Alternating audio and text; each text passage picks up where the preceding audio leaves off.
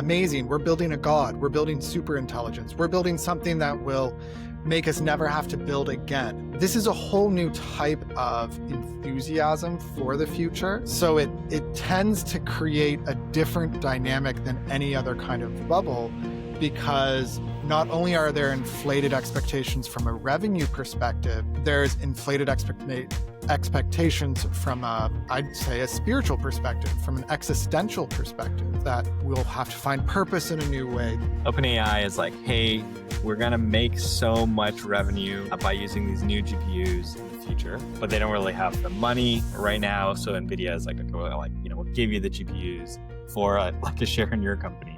Hello and welcome to What Would Jesus Tech? My name is Andrew Noble. I am a PhD student at the University of Nottingham, and I'm joined with Joel Jacob. He is a product manager at Splunk, right, Joel? Principal product manager. You're working on AI stuff, eh? How's that going? It's good. It's exciting. Always keeps me on my feet. Obviously, you've heard the pace of AI innovation is crazy. So that has been exciting. Yeah, and it's maybe leads you to be a little bit biased in this conversation as opposed to me, um, because we're going to be talking today about whether or not AI is properly valued. And one of those words that come up in this is bubble, and whether or not AI is in a bubble. Why don't we just start there with a definition of what even a bubble is or how people understand it? What would you say, Joel? Yeah, there's probably a lot of ways to communicate the concept of a bubble, but oftentimes I think people refer to the stock market, right? Wall Street, where companies have a valuation based on their future earnings, and people can have different projections to be like, this company's going to make so much more money in the future, so it's worth it to buy it now, because under that perspective, it's at a discount and I'm going to make more money because the company's going to grow in value once people see that it's true. And then the opposite is like, what's in a correction, right? You're like undervaluing it. So we're always tilting back and forth between these two sides. And now people are saying that, well, AI has really funded the belief that we're like going to make so much more money in the future and we're going to grow into all of this value. But it's a bubble if it's like inflated beyond reason, and the bubble can pop when that reality check comes in via some black swan event or something like that. The the nuance is that obviously Wall Street has real effects on uh, the real world, where people who in the great financial crisis GFC of like 2007 2008, home prices were impacted and a lot of people had their value in their home, and that's how they got affected even though they had no exposure to the stock market, because these banks collapsed. um, and But I think that's a gross. Yeah. that'd be different today, is what you're saying. Yeah, I Different. don't think it's a housing, like that would be a housing bubble because the housing prices were so overinflated. And that's what kind of collapsed because they were like mortgage backed securities and those were like overvalued. And then they all kind of, the house of cards fell down. But it's a kind of a gross simplification, but those are all different examples of bubbles. Obviously, the other one that everyone knows about is the dot-com bubble, where Some people people would don't say, know about that. They're like, what? People were buying pet.com for millions of dollars? Like, you can do a bit of a background of the .com bubble, because you're the kind of nerd that you're familiar with it, but not a lot of our listeners might be familiar with it. yeah, that's a good point. I think you probably forget how old you get. And like you're like, oh yeah, maybe a lot of people didn't live through that. So I think at the time it was, the internet actually came out 95, 96, 97. And it took a few years, but by 2000 there was this whole belief that the internet was going to be so valuable, that's going to create so much value, which in reality it's true today. But what they end up doing is they rapidly inflated expectations that just because someone had a website like pets.com, they use like the .com URL in the internet, they would make so much money. So there wasn't really too much substance behind that. And then eventually, all of these valuations came crashing down when earnings would come out and they'd be like, yeah, we're not really making as much money as we had projected. And then it just kind of like unraveled and a bunch of people liquidated. The other maybe aspect of the internet .com bust is that a company like Cisco, which is interesting that I'm working there, they were actually a massive leader. They're like the NVIDIA today, where they had all the networking gear. And because people, again, projected the internet is going to be such a huge value to the world, then the, pickaxe and shovel, which is a Cisco networking gear, was what actually made the internet possible by connecting everything and being the routing and transport layer of the data. So Cisco had such a high value, and there was so much fiber. They call it dark fiber, where they would lay telecom companies would lay fiber in the ground that people would eventually use, but it was called dark because it wasn't lit up. And fiber is fiber optic, so it's light based communication. And it was dark because there was no light passing through it, people wouldn't use it. And it took probably 10, 15 years for those dark cables to eventually get lit up.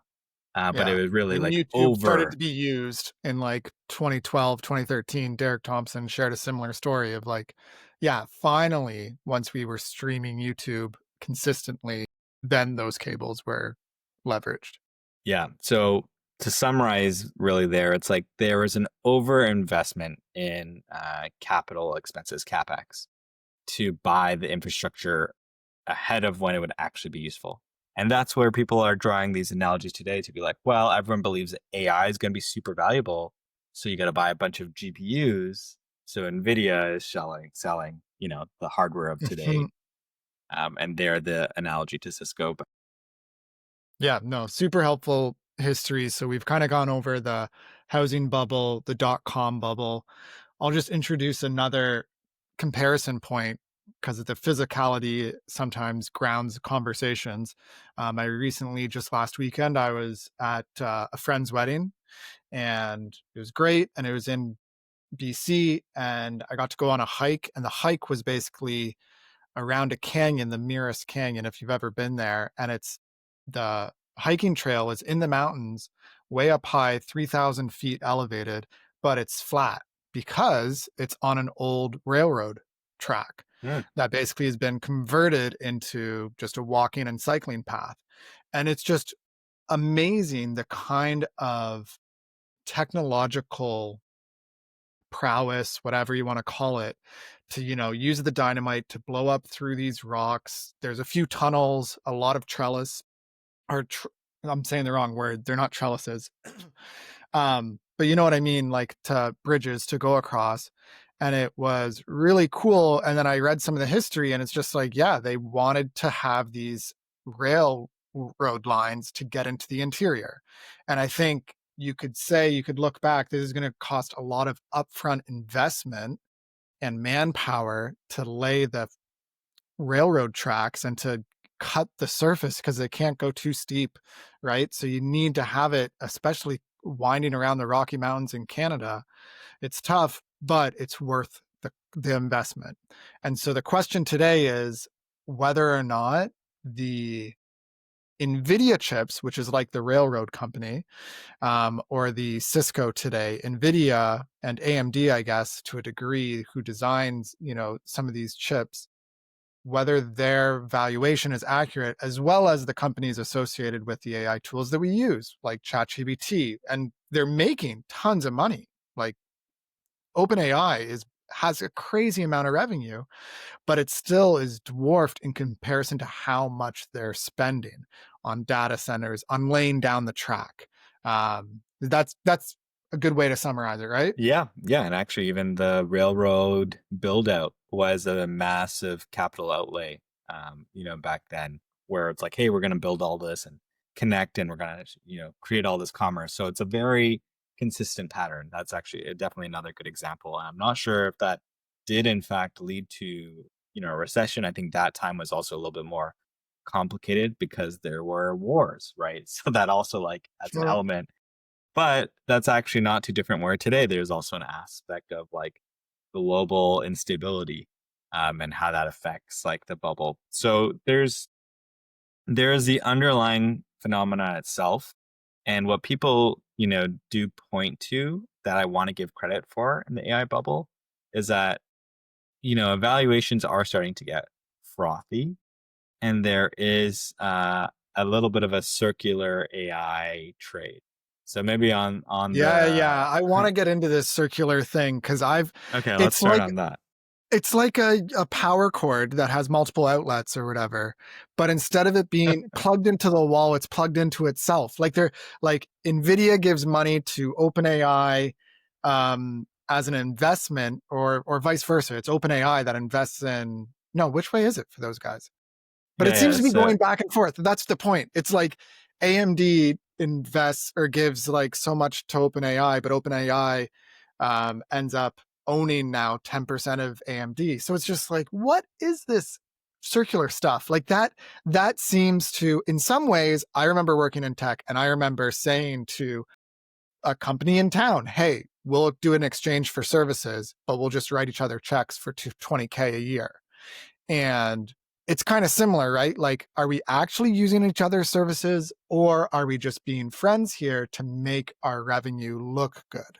Right? yeah. So I think that's definitely a good accusation, right? Like OpenAI is like, hey, we're gonna make so much revenue by using these new GPUs in the future, but they don't really have the money right now. So Nvidia is like, okay, well, like we'll give you the GPUs for like a share in your company, and then OpenAI is like, hey, we also need to like build out a data center, so they go partner with like Oracle, and obviously Microsoft owns part of OpenAI, like a separate part of OpenAI. That was like a thing that happened, and then OpenAI goes and says to AMD, it's like, hey, like we'll buy your chips, but actually we'll buy your company. So technically, like Nvidia now owns part of It's AMD, just right? wild, man. So like those things can definitely be true. I think the question though is like you say, if we do a services swap, right? Let's say I'm like, hey, I'll mow your lawn and you'll rake my leaves or something, right? I don't know why I went with No, that no, no. It's good. analogy, but even though let's say I actually added $10 to it and you added $10 to your fee and those canceled each other's out. At the end of the day, productivity did happen, right? So it's not necessarily like I'm selling you a cup of air in a bottle, right? Where it's like there is no real value. There is something valuable that is happening, which is where I wouldn't just be overly dismissive of the deals because it's like, hey, like what if OpenAI does in fact make more money? And that does actually lead to more revenues that trickle back to NVIDIA. I think that the challenge is when the stock market says, oh, yeah, that's definitely going to happen. And then NVIDIA's valuation like pops like 5% right now before, it's happened. So it's like people are getting kind of ahead of the curve. And Right. that's a danger. Well, and now I'm glad we went through some of the historical examples before because when you're laying a railroad, you know exactly what that's going to lead to, right? You might not understand all the complexities of what commerce will be enabled, but you have a pretty good idea. Same with the .com boom. Like there was an idea of like, oh, we will be able to do stuff online that was generally accurate. There's less known about the future of generative AI and LLMs.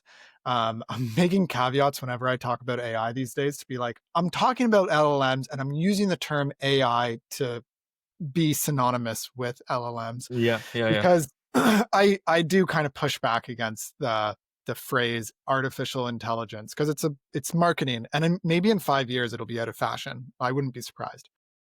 But back on subject, I think there is a concern that is a real concern that we don't know what the future will be for AI. And further, there's almost a underlying spiritual element and eschatological element to this. The future will be amazing. We're building a god. We're building super intelligence. We're building something that will make us never have to build again. This is a whole new type of enthusiasm for the future.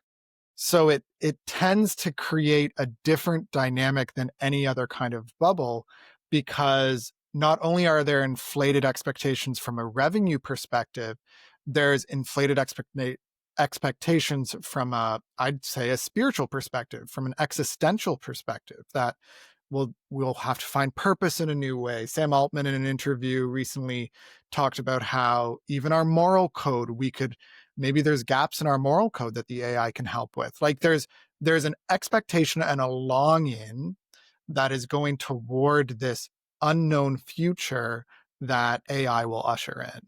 And like we can talk more about that, but I think it's a part of what I'm interested in and our podcast is interested in, that gets, I think, beneath the surface of just Nvidia's worth 4.44 trillion market cap.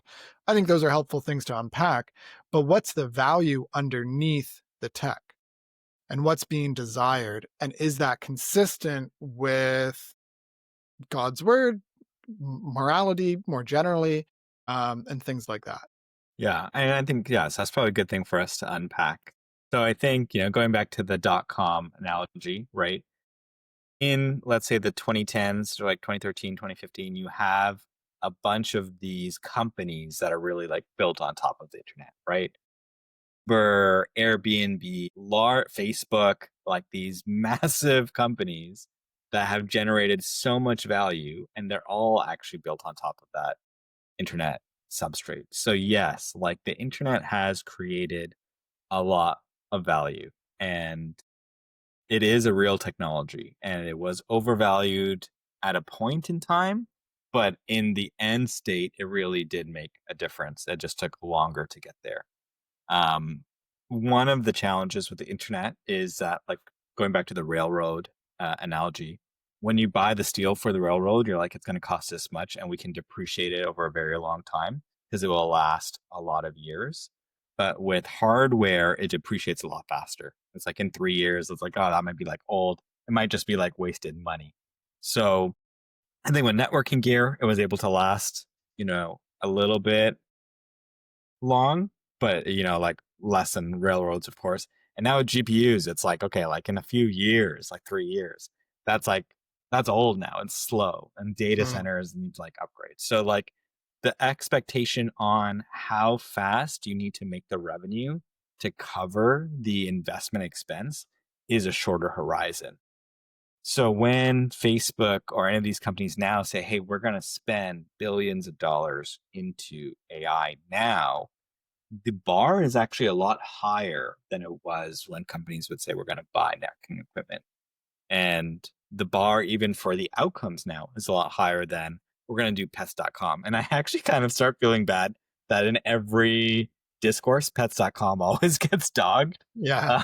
But it's just like the obvious one that was maybe the most inflated.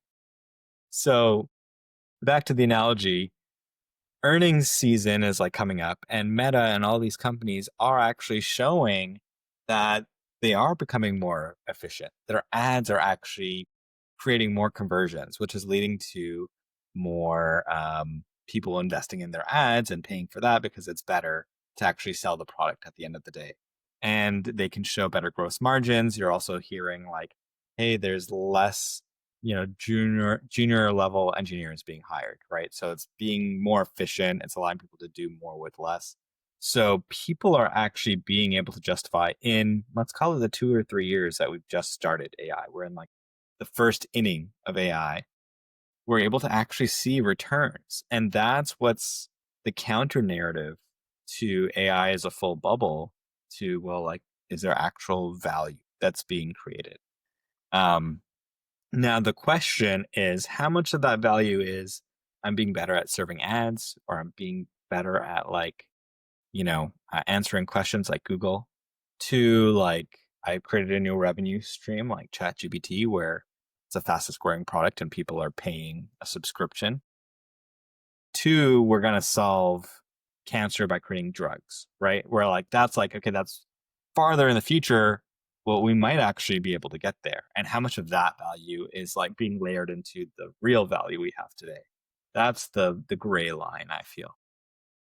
Yeah, I saw something recently that said if you take out all of the investments in AI, including data centers and things like that, we basically have been in a recession for the last half of the year. Like our economy now is becoming so reliant on some of this growth related to AI. And that's as of today. Like it's currently happening. And I think about that time when remember when DeepSeek came out and it was like basically people started to second guess. They're like, wait a second, if this small team can produce this quality of generative AI, maybe it's not as valuable as we thought it was. And there was a Hmm. huge correction in the market, the most money that has been lost in a day, I think, because of Nvidia's stock dropping, which we discussed before on the podcast of how, maybe that wasn't the most wise understanding of what that meant. But regardless, I do think that I mean, let me just go off some stats and say make the case that yeah, we're in a bubble. So you have something like Grammarly, which is basically doing it's made to help you write better grammar and improves your writing. It raised $1 billion in financing to scale up. And that's just wild to me. Like $1 billion for, a quick, more advanced spell checker. And I know that they're adding more features to do writing for you, but it's just kind of wild. And then you have Google announced $15 billion of investment in an AI hub in India recently. Salesforce recently pledged 15 billion over 5 years to deepen AI development. You have all these data centers that are being built and they're extremely expensive and it seems to be associated with rising electricity costs, though we don't have to go into all the details there. There's lots of debate over that, but you have a lot of investment. And, there's a study earlier this year that found that 95% of companies who did a AI pilot initiative did not find results. So you kind of are seeing a lot of like, hey, this is so amazing. But then when you actually get on the ground at a company and it's like, oh, you're accounting firm, are you finding ways to use AI in order to like add at least 20% of value to your customers? And it's like, no, like they're not. They're kind of playing around with it. And are we really seeing those huge impacts? I don't think we are yet. Is the argument that I would make on one side of my thinking. I have another side that would push back on it, but I'll let you push back on that. Tell me what you think. I think you're right that there are probably a lot of smaller companies that are highly overvalued. Like I think if you actually look at the top um, earning stocks in the market, and you look at their PE ratios, which is price to earnings, they are all infinity. Which you're like, wait, what does that mean? And it's like basically they're pre-revenue. So it's like all these companies that have like 1,000% gain are these like quantum stocks and these like, let's call them meme stocks even, that they're like, okay, like this is the top end of the market. And that usually happens when it's just like pure speculation. So like, yes, 100% there is speculation going on. There is like a bubble in that sense. When you look though in aggregate, you actually see that we're not where we even were at the peak of the dot com bubble. So there is like belief that this can probably go on for 2, 3 more years even before we actually get to that level of frothiness. So, I don't want people to be like, I'm just gonna go and like gold is soaring and go like buy all this gold now because everything's Yeah. gonna crash right now. Like people could totally get into these negative bearish positions and then like the market just keeps growing, and people are like, oh, I guess I timed that wrong. So I don't want people to be like, yeah, everything's going to collapse right now because companies can grow into their valuations and then even exceed, right? And I am a little bit more on that side where, I'm using ChatGPT or private versions of it more and more um, every day. It's just becoming like more of a habit for me. I think like the other night I was just a small anecdote, I guess. I'm like, I have a smart doorbell and it's powered by a transformer. And I'm like, well, I want to actually power two smart doorbells. I have a side one. It's like, what voltage do I need? What transformer do I need? And it's like all this like electrical analysis that I could have probably like Googled and read a book, but I just like chatted with the ChatGPT. I found the right transformer and I ordered it. And I was like, oh my gosh. And I did that while watching the Blue Jays game. Right. And I was like, this is amazing. Like I'm definitely more productive than I was before. And like that is just a glimpse of the whole agentic revolution where these agents are going to get better and they are going to have better accuracy where it's good enough and you can kind of manage it, but you can have more leverage. And productivity is a multiplication of like, how much people you have and how much leverage they have and then what the output is. So in Hmm. that sense, like there is real growth that is possible. So I'm kind of like, well, this might not pop, you know? Yeah. And that's one of the criticisms of that paper that I was referencing before, where 95% of companies didn't see value. Well, that was based around these pilot projects with very specific targeted AI projects and outcomes, as opposed to the way that AI just generally can improve productivity across the workforce because people are just adding it into their day to day. And a lot of times, like if you're a pastor or you're in the content world, you only see a glimpse of it. Certainly, if you're using it for thumbnails, then you're going to save time there. Uh, but that's kind of for low tier podcasts like ours that aren't going to pay $1,000 per thumbnail like Mr. Beast will. No, he probably pays more than that. Yeah, Um, imagine. Yeah. yeah, it's a different world if you're a mega content creator. I was at a conference, an academic conference just 2 weeks ago with a bunch of theologians and those kinds of people. And one PhD student is like, "Yeah, I use Google Gemini paid every day, like because it's so powerful for research purposes because it is connected to Google Scholar and it can pull up stuff. And there's a lot of good um, stuff available online in terms of scholarly articles that you can just find through Google, but even better to use AI so that it does that kind of thoughtful analysis of the results for you. Because if you go back 5 years, you Google search or you do a search within your PubMed or and you search or whatever it's called for your different university, and then all of a sudden you get results, but you have to scan through, and it's limited in its search capabilities. So it's much more powerful now, and that is leading to productivity gains. It's already been noted recently that academics are publishing more papers per year than they used to be. Um, and that's attributed to those academics using AI to help them go through some of the mundane aspects of research that can be automated now. So yeah, I am probably similar to you. Like I definitely would not say to people that we're definitely in a bubble and it's going to pop and AI is going to flop and all this kind of stuff because it is delivering value and we've seen enough progression in the last year or two for the value to be quite significant. And we're we haven't even tapped into ads. Like there's going to be a day when all of a sudden these AI chatbots are going to introduce advertisements natively. We're already seeing ChatGPT introduce the ability with its partnership with Shopify so that you can buy things in app. You could just talk to it and get it to buy things for you. That's a whole different world than it simply being a chatbot.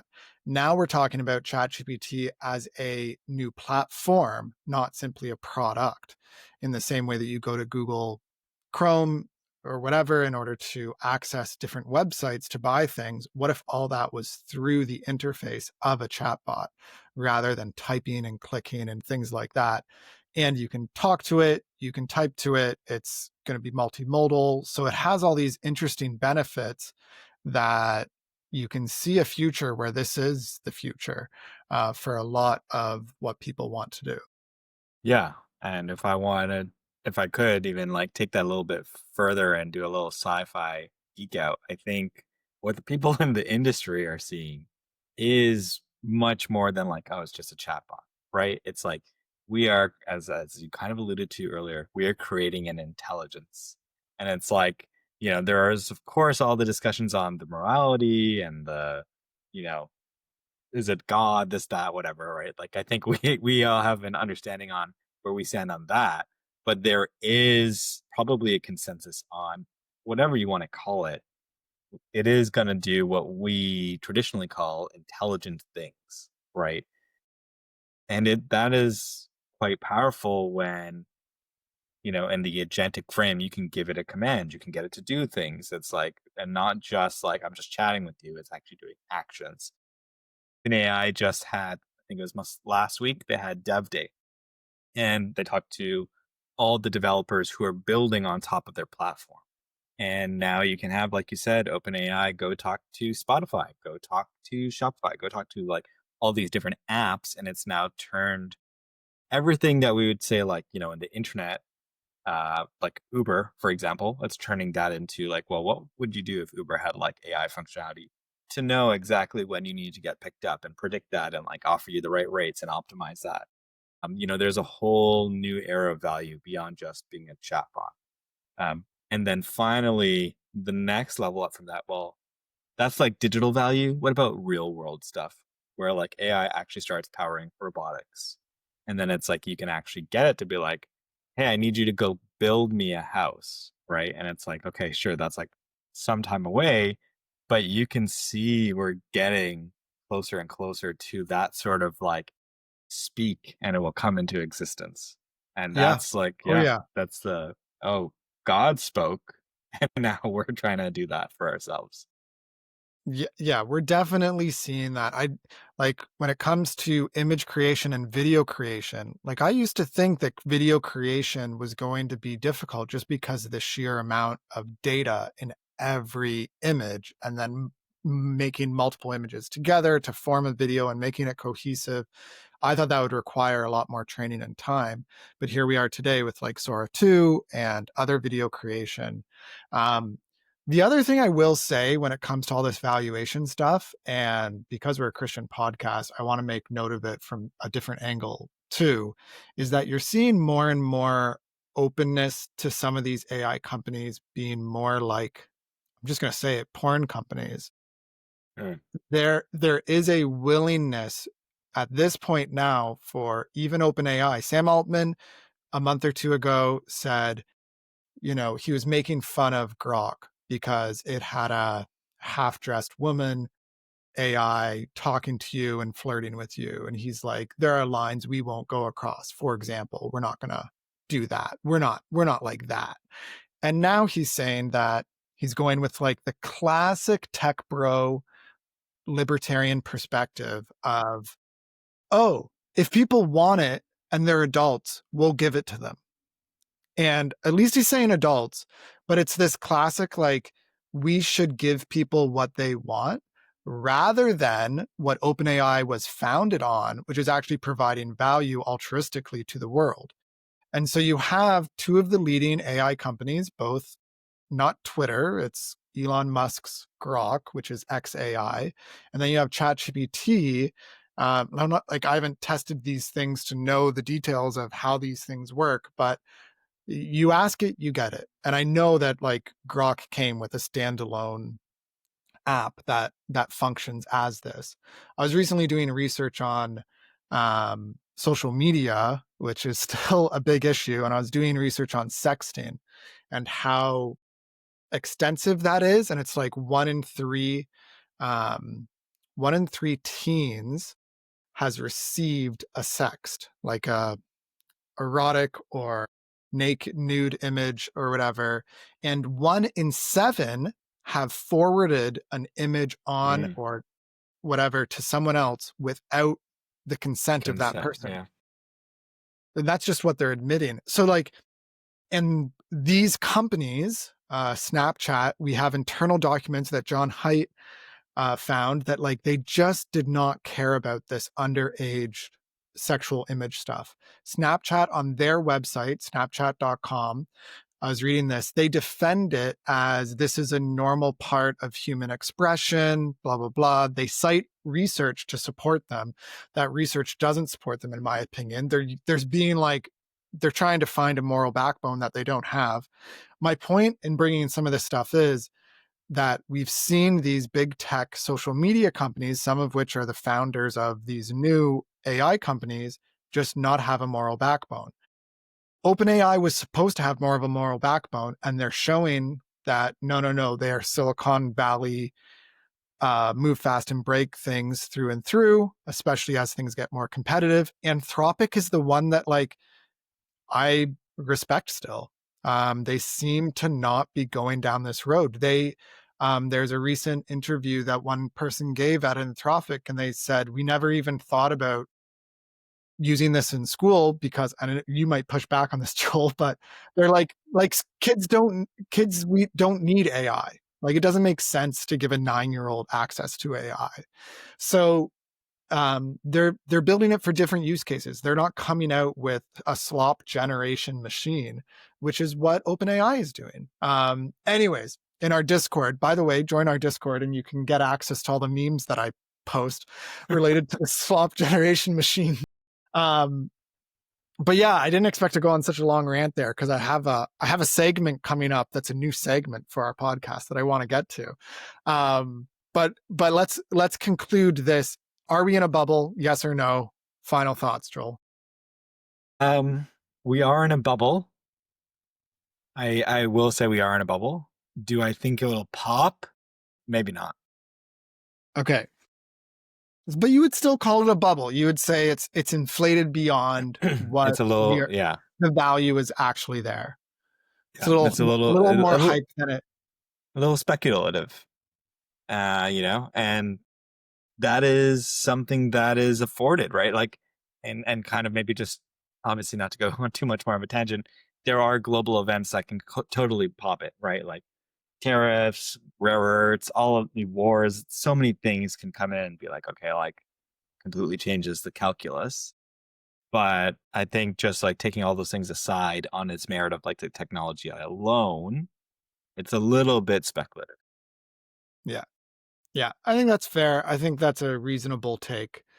And I would agree. Like I have a hard time disagreeing with that it's a bubble. There's going to be value.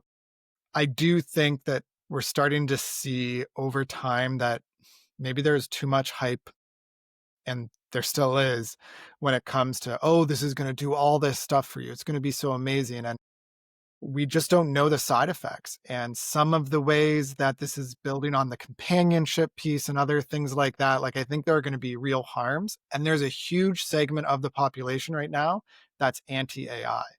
That was not the case with social media. Social media, when it came out in the 2000s, it was very positive.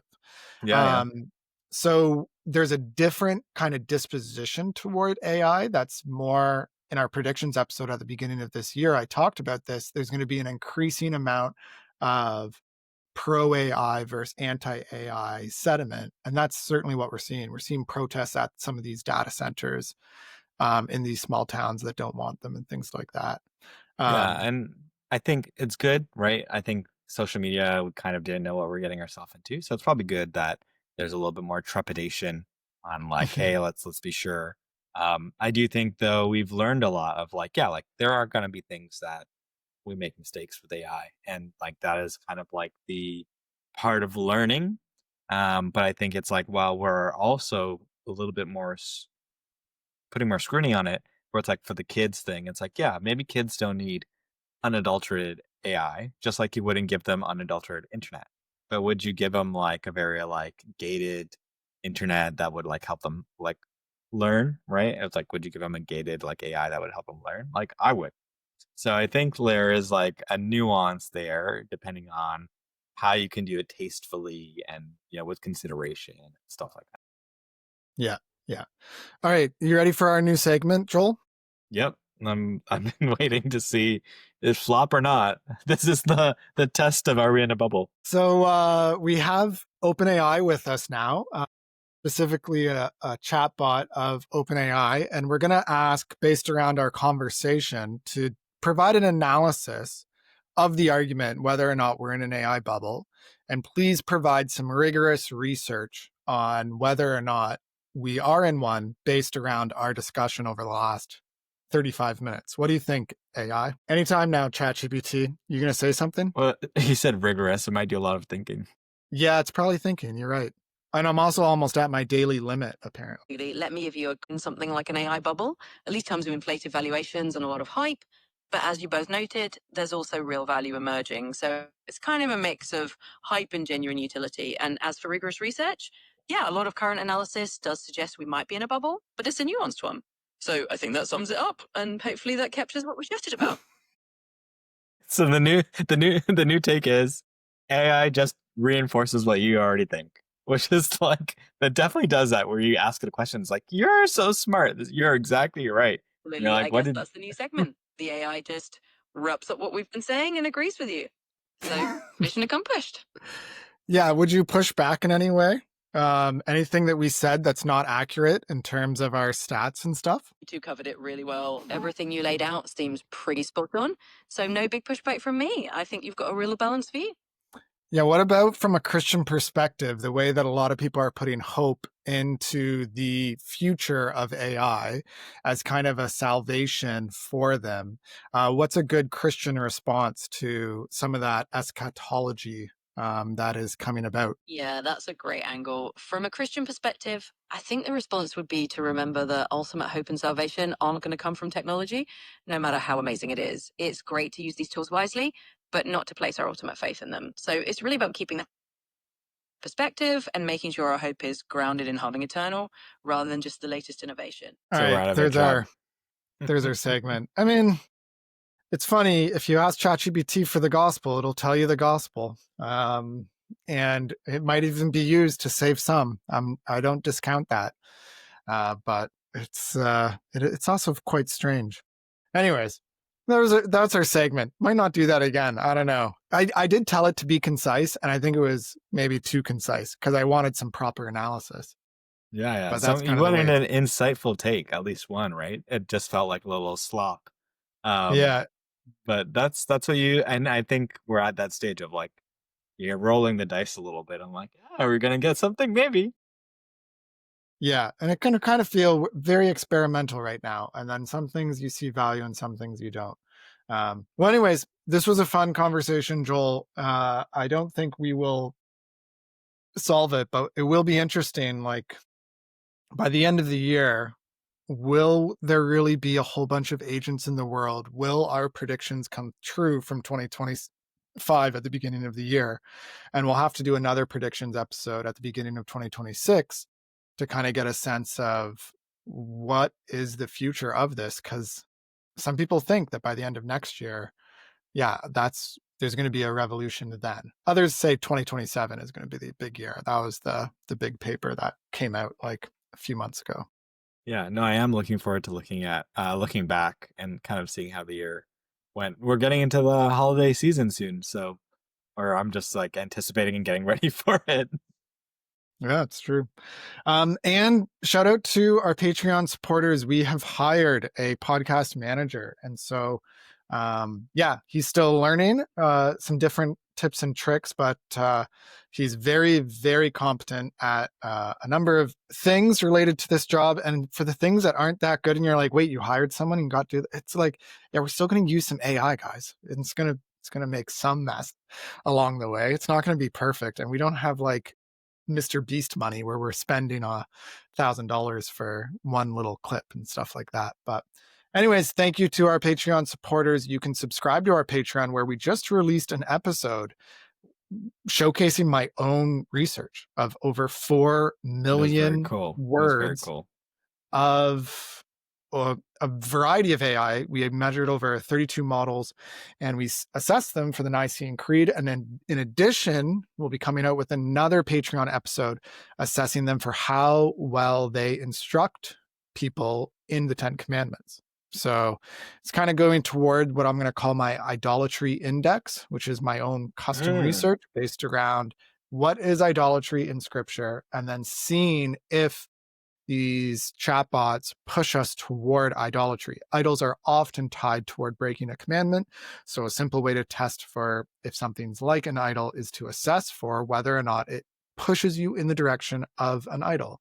And yeah, it performs worse when it comes to the commandment breaking than it did on my questions related to the Nicene Creed. Now, maybe that's because I'm writing really good questions now that I know how to trick these AIs. But, anyways, you'll have to go to our Patreon for that, and otherwise, you can join our Discord group. Link in the description. And thanks for listening. Use tech, find rest, glorify God. Bye now. See ya.